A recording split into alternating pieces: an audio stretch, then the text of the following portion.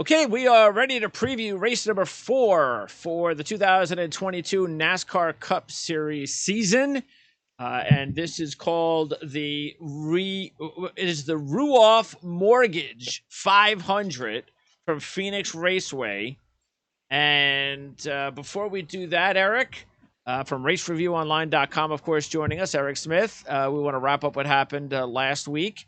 Some interesting things transpiring, and Alex Bowman once again stealing a race, and it's starting to get under the skin of some of the drivers like Kyle Busch.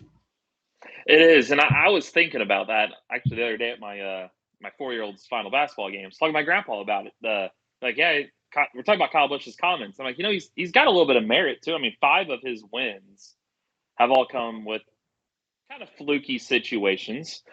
But the easiest way to fix it is if you don't end in overtime. If you end in regulation, I don't think you see a lot of these fluky situations with pit strategy. Because let's be honest. I mean, was it a fluke? I'd say it's 50-50. Yeah, you could call it a fluke because if a caution doesn't come out, it's either going to be Kyle Busch or Martin Truex Jr. that wins that thing. Bowman, the best he was going to get to was third. But saying that, he was a third to fourth place car. He was right there. He just capitalized on a situation. But if that race ends on lap 267 like it was scheduled to, you take overtime out of it, he doesn't win because there's absolutely no sense to pit when you're not even going to get – their caution came out with 3 to go. That would have ended the race. Yeah. So a lot of times you take out those situations. I mean, I went and looked at it. I mean, Pocono last year, he was second place. Kyle Larson wrecked on the last lap, handed the win to him. Him and Denny Hamlin, the end of Martinsville, had their run in, handed the win to him. Dover on a track you can't really pass at. He was quickest off pit road. He took the lead with 97 to go, and nobody could pass him. He won the race. Richmond, right before that, he took 4 tires. Hamlin and Logano and Truex combined the lead. I think it was over 450 laps, or 350 of the 400 laps. He only led the final 11, but just he had newer tires in him and won the race. So, yes, I can see where Kyle's frustration, because out of Bowman's last 5 wins, Kyle was runner-up in like 2 or 3 of them. He's had a front row seat to watch this, including Vegas. So I get – and he said, Bowman admitted on the NASCAR radio this week that the two have spoke. Kyle admitted it was just race frustration, which I get. I mean, that's the one thing about racing you don't get in a lot of other sports too, is you don't have a mic in like a mouthpiece or a helmet that when a game ends, like maybe on a last-second field goal, things are probably said that don't necessarily mean. So I get both sides, and at the end of the day, Bowman won, and here we are coming to the final West Coast swing, and Hendrick's 2 for 2 out there. And it also shows you how important it is to have a good team, the proper decisions made on pit road, late in races, the combination, the driver making sure that he takes advantage of it. So this is what makes up either championship teams or even teams that are just good, solid playoff teams, which apparently Bowman's got. Now, we must see Bowman lead and dominate some races. That's the next step if he is going to be for real as a championship contender, and that's something we haven't seen yet. Yeah, I want to see him be more of a top 10, just a weekly guy. It seems like he's hit or miss. He's either hit where he's winning or he's outside the top 10 or 15. There's never been no in between him. And he wins a lot of races that he doesn't have any sort of past history on, where you would think he's going to win that race. Exactly. Like there would be no reason. That's why I wrote this last week. There'd be no reason to pick him in Vegas. There's absolutely no reason. Yeah. And he comes out and wins. Yes. And he did that in Martinsville. It's just, he needs to become more consistent. That's the only thing holding him back. Because if you look, since the start of last season, he has the second most wins in the entire sport. Larson's the only one ahead. It's like, so it's, they're fluke, but you still have to win. Yes. I mean, it's not easy to win. He's got 5 wins since the start of last year. So, and his crew chief, I think, like he said, he's learned from past mistakes. Because, yes, we can say, and I've talked Scott Dixon most notably in IndyCar side about this over the years, on how a lot of times he gets lucky. And he said, you don't get too high or too low because it ebb and flows. You're going to lose some you should have won, and you're going to win some you should have lost. Vegas, like his crew chief said a few years ago, he probably should have won that race. Him and Blaney were 1-2. That caution comes out. they pit for 4 tires and people leapfrogged them. And there's nothing they could do about it to get that track position back. So this time they thought, let's just go 2 tires and play it safe. And it paid off because, to be honest, 2 tires didn't work before that. They were kind of a lame duck. Yeah. It's the first time it actually worked, Yeah. but I think it was a perfect storm. Yeah. Is it happened to be all 3 Hendrick cars came out 1, 2, 3, Yep. and they just kind of just blocked off the lanes, That's right. and you couldn't do it. So it was just a perfect storm. I mean, we'll see. I mean, the cream rises to the top in the playoffs. That's what it always happens. So if they want to be taken seriously, it's not that I want to see him necessarily win multiple times between now and the playoffs. I would like to see him. Let's look. This is the 4th race. So there's got to be 22 races left. I want to see. Is it fair to say 10 double-digit top 5s in this span to be a? I'm not saying if you're a championship driver, if you're a championship guy, sure. I want to see you double-digit top 5s going into the playoffs. If you can do that, then I'll take you seriously in the playoffs. And by the way, the racing so far has been good. We haven't had any crazy, boring, dominating races, and and they say that's why they have the new car. Okay, yep. I hope that's the case, and we are going to give them credit where credit is due because that's what we're seeing so far. Yeah, I mean, we've only got last week they gave you 35 minutes. I think this week, and this is where it can get a little confusing with fans, and they start off with 15 minutes per group. Then last week went to 1 full everybody, all skate for 35 minutes. This week, I believe it's 20 minutes each group. So it'd be 40 total minutes of practice, 20 each group. But still, we're only talking 20 minutes here, 35 minutes here. They can't even get through the whole session. People are crashing. I mean, it's not like it's back markers. It's Kyle Busch. It's Kevin Harvick. It's Ross Chastain. These guys, it's like, okay, this is what we wanted. These cars are so hard to drive. That's what we wanted. Yes. But one of my questions was for this week, and we talked about this last week, was how long until these big teams figure this out? I mean, you're still getting the Penske's and Hendricks winning. It's just you got Trackhouse. RCR looks well improved. Well, let's hope not. Let's not think pessimistically. Let's keep this up. Yeah, and I think that's one of the debates this week, which I'm going to use for one of my future Bernie questions, is practice. Practice, I think, has helped. But you don't give too much because you start giving these guys too much practice. Yes, that's not good. Which there's fans, and I get it. They're bitching. I want to go to the track. I want to see a bunch of cars on the. I want my weekend back. And it's like, you want your weekend back, but the product on Sunday is going to be a stink show because of it. There's a lot of drivers that are saying, hey, look, we're starting to get comfortable. Maybe we just eliminate practice again. Look at what we're seeing for this little bit. Let's make it more trickier. And some are on the other side, like, hey, we need more practice. We can't get this car figured out.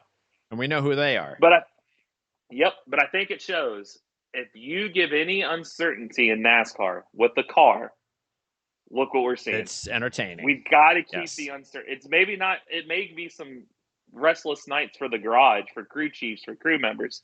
But for the fans, this is what we've been asking for. And this is what we've been asking for. So the thing I got to say to NASCAR now, kudos. Don't screw it up. Don't screw it up. You've got a good thing right now. Don't screw it up. We'll see if that holds up. All right. So as far as track trends, your track trends for Phoenix Raceway, very similar to both Richmond and New Hampshire. Now, Phoenix is a 1 mile asphalt flat track. Richmond's a short track. New Hampshire's a 1 mile track. So most people would think it's more similar to New Hampshire out of the two, but it's actually more similar to Richmond. So even though we could use both, Richmond's really the one that we are going to look at the most similar. And that's based on what? The shapes and the corners of the tracks? Shapes, corners, strategy, kind of similar. It just seems like those two races have always mirrored each other a lot. You see top 5s kind of the same in both. Same guys are good in one, same guys are going to be good in the other. It just seems to correlate well. New Hampshire's similar, he said, but if you really want to own it down, you can pretty much look at Richmond stats and vice versa for Phoenix. As far as the recent successes at Phoenix Raceway, 8 of the last 9 winners started in the top 10. So qualifying looks like it's going to be important this weekend, including 5 of the last 6 starting in the top 5. So we'll definitely see if that impacts our picks, which are made prior to qualifying. We only have 2 drivers that we all agreed on this week. And did you look at those?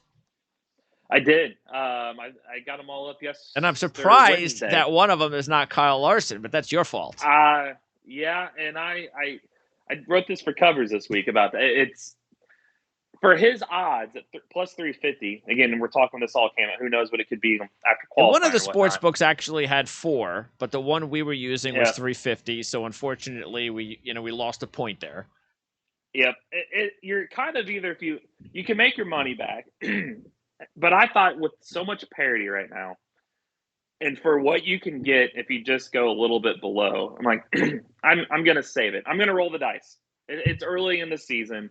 If this was like mid-year and I'm kind of teetering, making some money or not, I probably would have just gone far worse case. But it's early enough to where we're not too big of a hole if I don't hit them. I'm using the opposite strategy, that Larson and those guys, so far, even though they're not dominating races, they're there at the end. They've figured something out, and at this point, not many other drivers have. Teams have, so I'm just going to stick with that. And again, it's not like I'm putting all my money on them and risking. It's just I'm just going to put money on him to try to make it money back, basically. Yeah. Yep. So. Yeah, and I looked at too. Yes, he won in the fall. Yes, he started on the fall.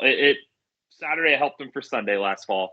But if you take out, you just go ahead and take win out. He was 0 for 14 prior at Phoenix. And granted, he's entering.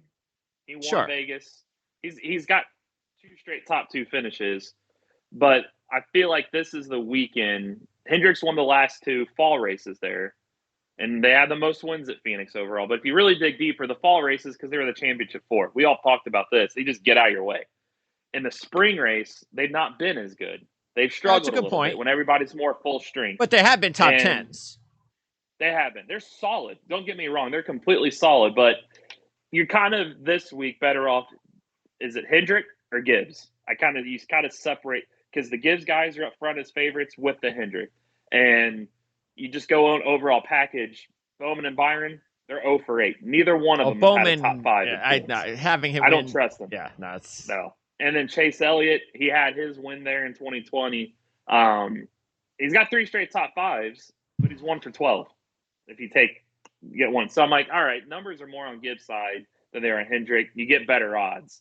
So it's just you can't have both. I don't think for this week, just because of the how the money stacked. I mean, unless you've got a big bankroll and you want to throw a bunch of money at both, which too early capped to do at 100 that. here. Yeah, it is. I sided with the Gibbs guys. So we'll this is going to say a lot about both teams because Gibbs guys have to show a little bit more. Yes, but they got to win. They have here. Yes, yeah. And that includes the 2 that we have agreed upon, and that's Kyle Busch and Martin Truex Jr., both at 7-1. And Kyle, 7th or better in 11 of his last 13 at Phoenix, with 3 runner-ups and 2 wins. Plus, he's got 18 top 5s and 6 wins at Richmond. And also, you take a look here, and let's see. He has, by the way, he has a total of 3 wins all time at Phoenix, and he's led over 1,100 laps. Last year, didn't lead a lap, and he hasn't led a lap over his last 4 at Phoenix. That's a concern. Truex, if you look at him, he has just 1 win in 32 races and has only led 259 laps at Phoenix. But he won in March. He was 2nd in November, leading 136 combined laps, which was more than 50% of all his other previous 30 races at Phoenix. Plus, he's got 6 straight top 5s at Richmond with a runner-up and 3 wins, leading over 600 laps in that span. And Truex and Kyle are both they're just hanging around this close to getting in winner's circle, and they're logical picks at 7-1. Yeah, and you're getting Truex. I think he's had some misfortunes towards him. Daytona, he swept both stages. I think it was a 13th place finish what he scored with, but he got caught up in that wreck at the end. He was in the top 10. Last week, he was going to finish 1st or 2nd. He was right there for the taking. Fontaine was more the outlier. Yeah, what did you think, by the way, about the back and forth with him and Kyle? Because to me, I thought he made a mistake when there was about 10 laps to go, when he moved up in front of Kyle, he had to have known what Kyle was going to do there. He had to have known that was going to be Kyle's move. So why not just give it another lap and then make a cleaner move up the lap? Because as soon as Kyle went right past him again, he was not going to catch him. No, it was almost game over. I almost thought, I wish they would have asked him this after, because Denny, we saw the muscle memory of the shifting caught him out. Yeah, that was disappointing. Yes. My top pick. I'm wondering if, he was there. Yes. He would have been up there with him. Did you see him lose 15 spots on pit road, by the way? Another pit road disaster. Another pit road. Yeah. Yep.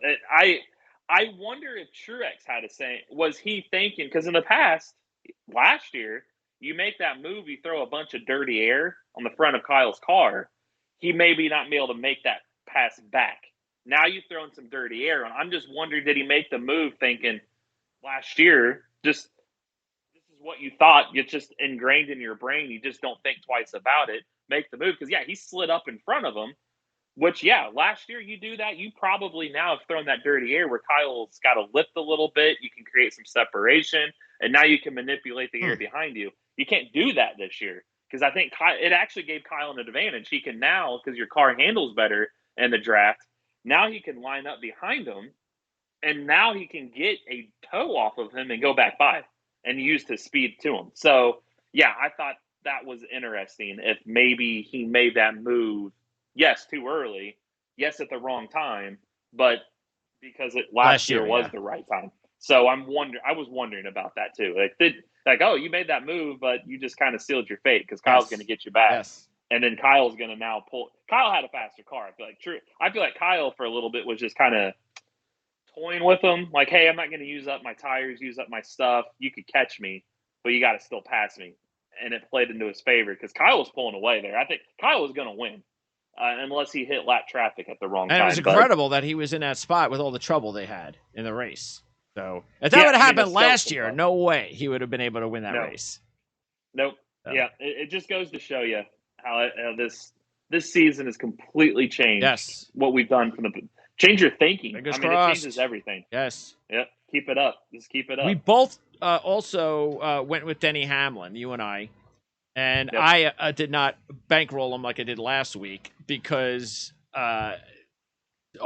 it's just what happened last week was almost like, okay, is that a sign that they're just not, something's just not right and they need a little bit more time. But just in case, I put him up there because he has 5 top 10s in his last 6, including a win in 2019 when he led 143 laps. He was 3rd in both races last year.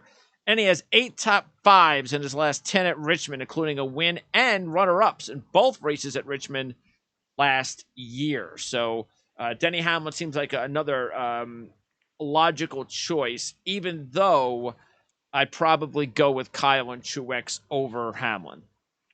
Exactly. I would too. But, again, we're looking off. It's hard right now because you look at the past stats, you run with Hamlin and you take him and run at 8-1. But you look at this year, it's like, I guess. But, it could be there. It's still so early that, you got to look. A lot of these things he's done is self-inflicted. He got caught. How do you do that last week? To me, they were explaining it to me, and I'm like, well, that sounds like something I would do. And this is a professional that's doing it. Yeah. That means that can happen at any time. Anybody can do it at any time. Anybody can, and we've seen him in the past too bounce back. He seems to have that professional stick and ball sport mentality where you start counting somebody out, you doubt them, they feel embarrassed, and they come back and dominate. And for 8th, I'm like, he's got 5 top 5s in his last 6 at Phoenix. Yeah. He knows his way. Doesn't matter what he's driving, he knows his way around. I'm like, okay, 8-1. That's why I made that comment few minutes ago about it's either Gibbs or Hendrick, because you get 3 Gibbs cars between 7 and 8-1. You just can't go all in and try to make money on all 3 and also take a 3 plus 350 Larson. Yeah. So I hedged that way and went with the Gibbs guys and tried it out, because you also get Logano right there at 8-1, who's also been really good, and Penske's been really good at Phoenix lately. So there's a lot of those guys between 7 to 8-1 that you can cash in if one of them hits. Yeah, and look, probably one or two of them is going to look better or worse after practice and qualifying. That's when you make your final decisions on which way to lean towards out of this group that we're going with. But Logano, as you mentioned, has 2 wins recently in 2020. Plus, he's got 12 top 5s and 2 wins at Richmond. And he's led 60 or more laps in 4 of his last 5 at Phoenix, including 143 laps in this race last year, finishing second. Yep, he was there. And the reason I think he wasn't as good at Phoenix last fall, he wasn't in the championship 4. He didn't have – you look at the spring race here in Phoenix, and you look at the races there that he was the year before in the championship 4, he's up front. And you're getting him for 8-1. Yep. And so – and he's even said, hey, we can clean up some stuff. I think this year shows stage points are so important right now that Martin Truex Jr. has 1 top 10, and he's like 30 points. Eric Almirola has 3 top 6s, and he's behind him in points. He's just not getting the stage points. Yeah. So Logano's kind of the same way. He's sitting up there in points. He just doesn't have the finishes to show for it. I think this starts the finishes to show for it. Plus, short track. This is our second short track, in quotations. The first short track that you can't really equate to anything, so we're not even talking about it, is the Clash. He won. So, okay. That had any merit. It doesn't hold anything you can take over. I mean, that's a football field, but hey, he can still hang in 8-1. Yeah. Yeah. You also have Blaney at 12-1 and Harvick at 20-1. Blaney has 5 top 10s in his last 6 with 3 top 5s at Phoenix. 10th in this race last year, led 35 laps. He was 4th in the championship race, leading 33 laps, but we knew that wasn't going to hold off much longer. He does have 2 top 5s and 3 Xfinity races at Phoenix as well, and he led 94 laps from the pole in the 2019 race at Phoenix, finishing 3rd. Harvick, meanwhile, a 20-1 shot with 18 top 5s, 9 wins in his career at this track, 19 top 10s in his last 20, includes 14 top 5s, 3 runner-ups, and 7 wins. But he's just led 68 laps in his last 6 races at Phoenix, and we know he's just a different driver, or he's got different teammates, and it's just not the same like it was 3 or 4 years ago. But that's also why you're getting 20-1. Yeah, and the kryptonite for him in Phoenix has been the reconfiguration. Since they reconfigured it, he was dominant before. He's 0 for 6. The reason he's 0 for 6 is those 6 races were at the new configuration. Yes. But you're giving a guy that's got 9 wins, 11 top 2s in his last 20 there for 20-1. I feel like that's like giving Nick Saban or Tom Brady plus money in like a championship game. Like, you kind of have to take 20-1. You just because you never know, especially with the uncertainty of the season. And I also will point out, again, you can't take a lot from testing, but these guys all tested here back in January. Okay. So they're kind of coming in with some ammo. They've got some ammunition to them that they've got an arsenal. They know, hey, we've been here. We know what this next-gen car can do here, and we get a little bit of practice. So I want to see what he can do now with that. And you're giving me 20-1 on him, and it's not like Stewart-Haas has been terrible this year. No. They've been towards the front. They're better than last year. They are. And for an improvement, and you're giving a guy that's literally won 9 times 20-1 odds, I thought, yeah, you know what? Let's take him. Let's run with him. And that's why I had my top 3 sleepers were him, Blaney, who arguably has been the top driver in the fall race there. The top non-championship driver. He let Jimmy Johnson by in the 2020 race. I mean, come on. We know what was going on there. Give him a 5th place to run out. I'll run 6th. Nothing changes for him. Last year was a top car. He was dominant in the spring. I think he won the first stage in Phoenix last year, if I'm not mistaken. Probably, yeah. He was towards the front. So he's got good odds at 12-1. You get Almirola, who... The only thing with Almirola is now he's 25-1. 70-1 this time last week. So that's the only thing. Attention. Yeah. Yep, but still 25-1. And we both picked him. Yeah, and this is a strong track for him. You have to take him this week. You have to. You do. You can't ignore him anymore. 6 top 10s in his last 9 races and 2 top 5s at Phoenix. 3 top 10s in his last 6 at Richmond. And he won New Hampshire last year. Exactly. And he's got a top 6 all 3 races this year. The numbers are kind of lined up for him to win this. Yeah. So you got to take him. You're getting a 25-1. You got to. those three were just kind of no-brainers for me. I don't think – did I take Cindric? I can't remember. Yeah, yes, you took Cindric, That's what I thought. Custer, and we both took Bell. Bell's a no-brainer. Yeah, Cindric has 7 top 5s and 8 Xfinity races with 5 top 5s and runner-up and 2 wins. So we know he can handle the racetrack in the Xfinity series. Yep. Custer, I was actually thinking about him as well. So and I could see why. He's got 5 top 10s and 6 Xfinity races, 1 top 10 and 4 races in the Cup Series, and he was 13th last November. And we talked about how well he looked, what was it, a couple of weeks ago? He won the race in Xfinity. Yep. So he's off to a good start. Yeah, he's got some momentum. And we talked about how Stuart Haas seems to have gotten better. Yes. And you get these guys for these longer odds. To me, I sided, like I said earlier, with the Gibbs bunch over the Hendrick. These guys took, I would say, combining all them, the money that I could have spent for Larson, getting my money back. Sure. I wanted to throw, and that's what I put for covers for them this week. I have it on my race review site too. I chose Gibbs and Stuart Haas over him. It's kind of pick your poison. You got favorites and sleepers, Stuart Haas, favorites, either Gibbs or Hendrick, and you just move forward. So that was kind of my way of thinking. And Cindric was 3 straight top 2s, if I'm not mistaken, at Phoenix and Xfinity. So, yeah. Well, I actually put a combined $22 of my 100 this week on Aric Almirola and Christopher Bell. Smart. So with Bell, 2 top 10s in 4 at Phoenix, 9th in both races last year. Last year at Richmond, he was 4th and 3rd. Plus, he was runner-up in New Hampshire last year. He has 3 top 5s and a win in the Xfinity Series at Phoenix. And he's, like, right now coming off a really good week. So this is a good time to take him. Yeah, for the odds you're getting for him. Yeah, I mean, coming off a pole, he was running 3rd, I believe. He started on the pole, faded a little bit, made his way back, was 3rd, spun, and still rebounded for a top 10. So you kind of wonder, like, whoa, how good was his car? If he didn't have a little bit of adversity, he could have been right there with Kyle and Truex. And you're giving us longer odds for him this week at a track. Like you said, he's good on these tracks. So it's definitely worth a gamble this week for him. And look what happened to Reddick last week. I knew something like that was going to happen to him. As soon as we talked about how I looked at one of the sports books and he was at 7-1. You just knew. Anytime a sleeper long shot driver gets thrown up, or because if he's 7-1, that means that people are putting money on a guy like that, and that's just it's not a good. It's like almost like it's jinx. Like you got to calm down. It's like Almirola. That's why it's a little bit, but at least we're getting 25-1 still. Yeah, 25.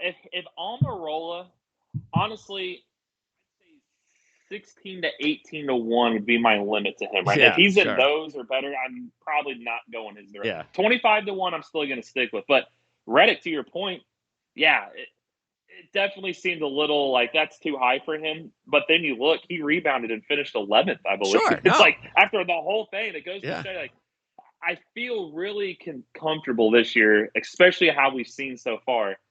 And I bet you probably would say the same. I feel like Reddick, Suarez, and Chastain, all 3 are probably going to win at some point. The way they're running, as long as they run like this, and not them, but the series, the car, And you got to think, you got those 3 and Cindric and Bowman already winning. You throw Larson over here, but that's still 6 winners, and there's only 10 spots left. Well, Christopher Bell will probably win.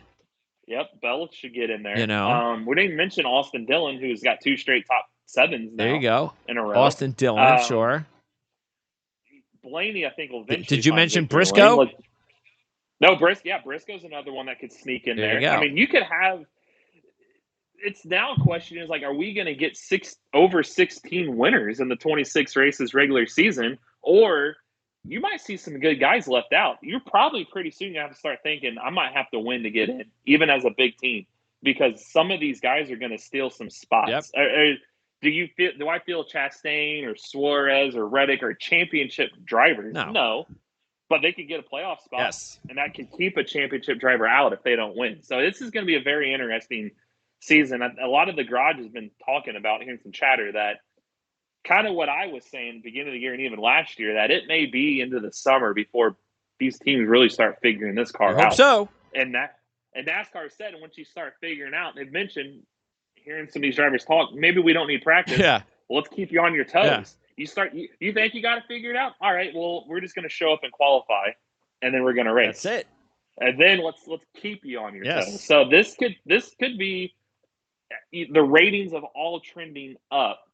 This could be what they needed this whole time. Let's hope so. And by the way, we're still a couple of weeks away from the next IndyCar race, correct?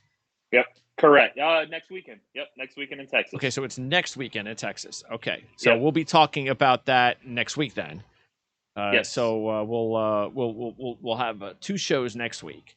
We'll do an IndyCar show since we haven't done one yet, and that will start our IndyCar coverage. And then, of course, we'll be back here to preview Atlanta and the NASCAR Cup Series show, which is this one right here, and everything else that we talked about and more on racereviewonline.net.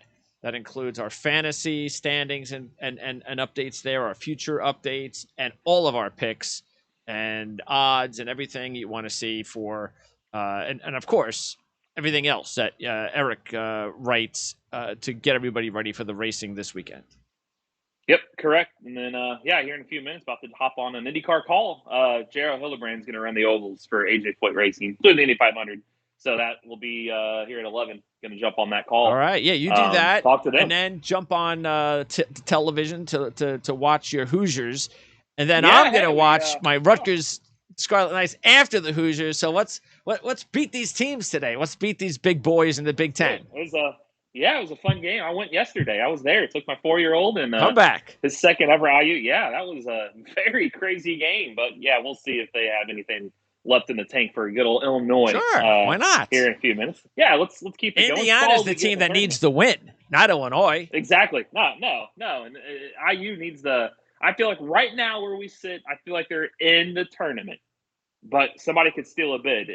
If you win today, you're solidly. If you lose absolutely. Today, you're sweating. Yes, because especially with Xavier losing and Wake Forest losing, those were some bubble teams. They were. Virginia Tech now scares me a little bit. Yeah, they should. They're still hanging around there. You don't know what the Mountain West is going to do. And if Colorado beats Oregon today, Arizona. That gets them in. It does. So if IU wins today, there's no worries. Yeah. They're in. If they lose today, still got to worry. They're sweating. They're going to sweat it out. It's what happens. Yeah, well, but that's why you got to win the games.